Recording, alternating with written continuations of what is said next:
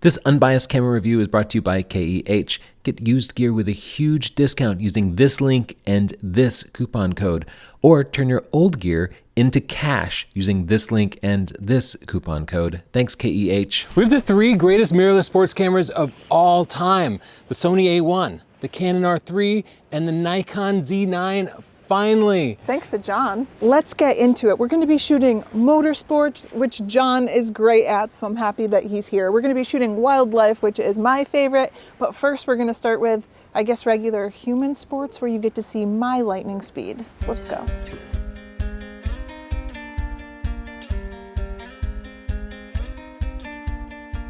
For our human sports, we have all three cameras on their native 70-200 f2.8 with identical settings. We're shooting at 30 frames per second now. That means that we have to shoot the Nikon in JPEG because it cannot shoot 30 frames per second RAW like these other two cameras can. But it has another trick, which is even faster frame rates. We'll try that in a second. All right, ready? Ready, John? I'll make it easier for you guys this time. Oh, please don't. Go.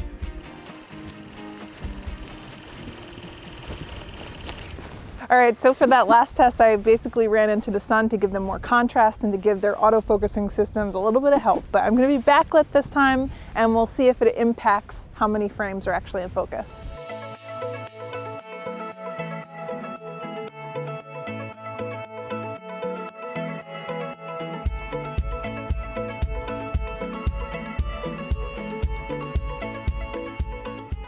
So it looks like I managed to just hit the buffer, although it did take me about 10 seconds worth of 120 frames a second to get there. The answer is you can't shoot forever, but it's an awful lot of pictures. The Nikon Z9 has 120 frames per second stills, but they drop down to 11 megapixels, and it's kind of excruciating to sort through, so let's go through really quickly. They look pretty good at this scale and good enough for social media.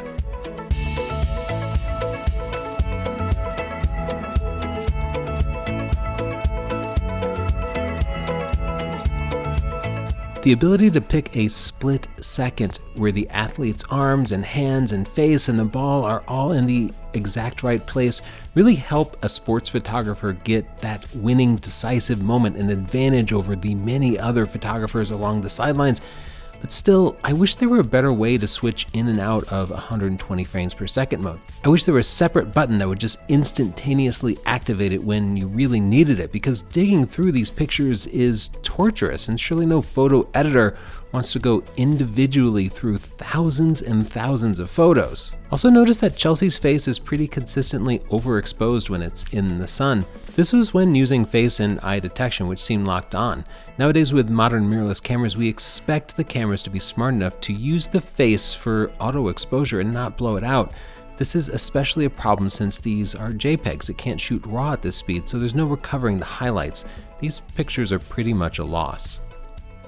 Of course, manual exposure could overcome this, but that can be difficult to keep up with when the cloud is moving in front of the sun and athletes are moving in and out of shadows. Auto exposure is a really nice to have feature. Let's compare the 45 megapixel 30 frames per second results from the Z9 to the 11 megapixel 120 frames per second results on the right. First, the Z9 seemed to have more exposure problems than 120 frames per second, so you'll just have to be more careful and use manual mode. You can see this is very underexposed. For some reason in shutter priority, it decided to raise the f-stop to f4.5, maybe to overcome some focusing weaknesses. Zooming in, we can see what the extra 45 megapixels get you, really far more detail. But still, I think the 11 megapixel version will be good for many uses. Here are the results. We did 3 passes for each camera, 3 frontlit, 3 backlit. All the cameras captured 30 frames per second, but we only counted those pictures that nailed autofocus on the eye. Many of you would have been happy with the shots that we counted as out of focus, but were very meticulous. The Sony A1 got 30 frames per second for the first second, where Chelsea was the furthest, and then the frames per second dropped a little bit as it started to miss focus when she got closer and closer, for an average of 21 frames per second. The Canon R3 averaged overall 18 frames per second. The Nikon struggled as Chelsea got closer, putting in an overall 15 frames per second, but in the last second, it only got 8 frames per second. Still, the average of 15 frames per second is better than the amazing Nikon D6. So if you are a D6 shooter, it's time to upgrade. John, I'm the guy who has to count each of these pictures to see how many are in focus, and 30 frames per second is bad, but I'm dreading going through 120 frames per second. What's it like reviewing them in camera on the field? Well, you almost can't, right? Because the interface is the old interface we're used to. It's one at a time or even 10 at a time. But you know, it needs to be a modern pinch grab, select a bunch of them at a time, stack them up for me. Here's the one shot I want, get rid of everything else around it. Because otherwise you're gonna fill up the card with thousands and thousands of pictures that you know you don't want. You gotta be able to do it quickly because the next play is coming. And so you don't have time to go through them one at a time, right? And so that's a serious interface issue that's gonna have to be addressed. You know who had that was Olympus. Another feature from Olympus that we really need is this like proactive buffering. I don't know what you call it, but before you push the shutter, it would be taking pictures. And if you push the shutter, it would save those pictures from the buffer. The human being has a reaction time of about 1/4 of a second, which means as a sports photographer, you have to be pushing the shutter before the action happens so that you can capture it just in case. If you could just go, oh look, something interesting, push the button, his life would be so much better. Yeah, you have to be on the shutter before the receiver catches the ball. And then if they miss it, you have a bunch of pictures you don't need. But if it had that feature, you wouldn't push the shutter until you saw his fingertips touch it. Maybe Z9 Mark II, maybe firmware update, Nikon.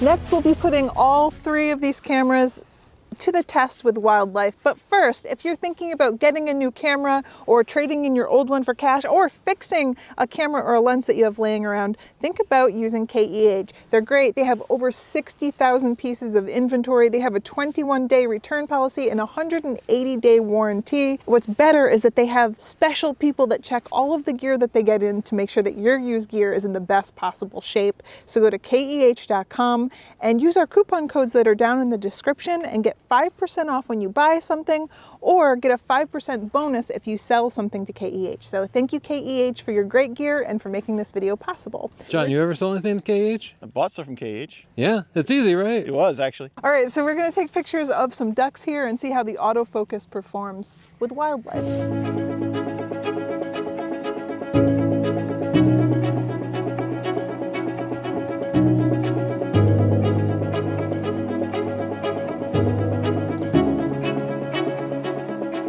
So we're having some trouble with the focus on the R3 kind of hunting around unreliably, but we have some notes here from Canon, so we're going to try some things. Yeah, optimized settings. Even at 840 millimeters at 600 with a teleconverter, the Nikon Z9 locked onto a fast and close subject and never let go. We had no problem tracking the fast-moving birds, and that means there's no noticeable viewfinder lag. Comparing the images between the Sony on the left and the Nikon on the right, nobody would really ever see a distance at this zoom, so let's zoom in further. The settings in Lightroom are identical, but the Sony seems to have some baked-in sharpening that you can see around the edge, and overall the image does seem to have more detail, but it might just be that sharpening. Either way, any wildlife photographer would be happy with either image. These cameras can all shoot at 30 frames per second, which is great for flying birds. But the Canon and the Sony do 30 frames per second with RAW. To shoot 30 frames per second, you have to switch to JPEG on the Nikon. And that's the way I shoot sports anyway. But for wildlife, you're so often shooting backlit subjects or white and black birds that you really need to shoot RAW so that you can bring up those shadows, right? Yeah, I've had that experience many times. So that means on the Nikon now it's a 20 frames per second camera and it's 30% slower than the Sony and the Canon. That's a big disadvantage. It does have a big advantage over the Canon though. The Canon's only 24 megapixels. Wait, I have the Canon. Yeah. And it's 45 megapixels. So it's capturing way more detail. So that's a win for the Nikon over the Canon, but the Sony does 30 frames per second in RAW with 50 megapixels. So it has the best of both worlds at $1,000 more expensive. The other big difference I see right away is that the Nikon lens is so much heavier.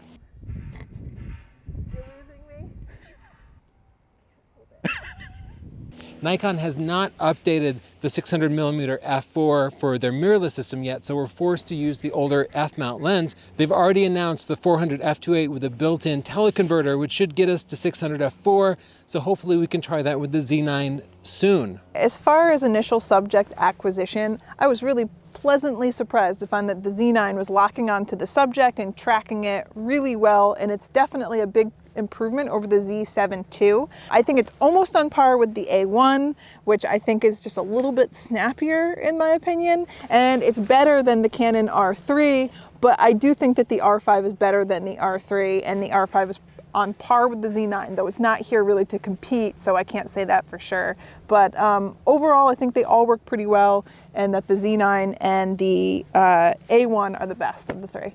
So it's a big deal. For Nikon shooters, we can now recommend going mirrorless. We used to use the D850 DSLR in the Nikon world. This seems to shoot better. It is an upgrade. Now, if you're investing all that, should you maybe consider going to Sony? Maybe. But if you're in the Nikon world, you can be really happy with the Nikon Z9 for wildlife. It is awesome.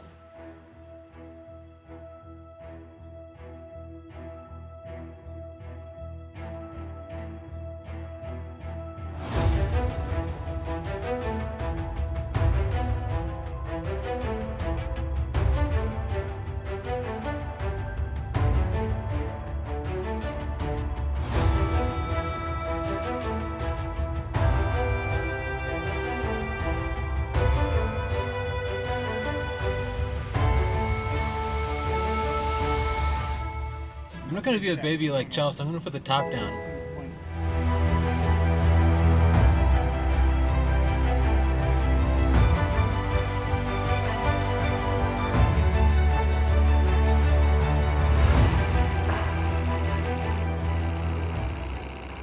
Slow shutter speed panning shots like this are just a numbers game. You just take as many pictures as you can and know that only like 1 out of 10 or 1 out of 20 are really going to be sharp. All the cameras produced pretty much the same results, but there was a problem with the frames per second at this slow shutter speed. Let's make a chart. With the Nikon Z9 in 30 frames per second mode, it maintained that 30 frames per second all the way down to 1/60th of a second, but it won't let you select a slower shutter speed. That really disrupted our workflow because on the sidelines of a race, you're always trying to move to a slower and slower shutter speed to get more and more motion blur. To go below 1/60th of a second, you have to go and change the frames per second mode to 20 frames per second. In 20 FPS mode, the Z9 lets you select any shutter speed, which is really useful, and you might just end up leaving it in 20 frames per second mode. You can see at 1/200th of a second and slower, it only got 15 frames per second. It seemed locked in. And then once we got down to 1/40th of a second, it continued to drop to lower and lower frame rates, giving the camera a little bit of time to focus between the shots. The Canon R3 did not require changing modes as we used slower and slower shutter speeds. Between 1/100th and 1/60th of a second, the Canon R3 dropped to 25 frames per second and then dropped from there. From 1/50th of a second onward, the frames per second dropped, but it was always ahead of the Nikon Z9 in 20 frames per second mode. For panning, it seems the Canon R3 is the best overall performer because the Sony A1 lost its frames per second pretty rapidly, starting at 1/100th of a second when it dropped from 30 down to a full 20 frames per second and then continued to drop from there. The fact that the A1 drops abruptly from 30 frames per second to 20 frames per second makes me think that with a firmware update, they could get more performance out of it. So John, you're holding the Canon now, but how did the Nikon do with the vehicles? It got them all the time, but it got the sides, right? It didn't get the headlights the way it's supposed to, the way the teaser video shows. I couldn't make it. I couldn't force it onto the headlight. It got the doors, it got the side-on shots, and it tracked really good. It's just not the part of the car I wanted it to track. That was the experience I had too. It was just kind of grabbing onto whatever and not necessarily the part of the car that I wanted in focus.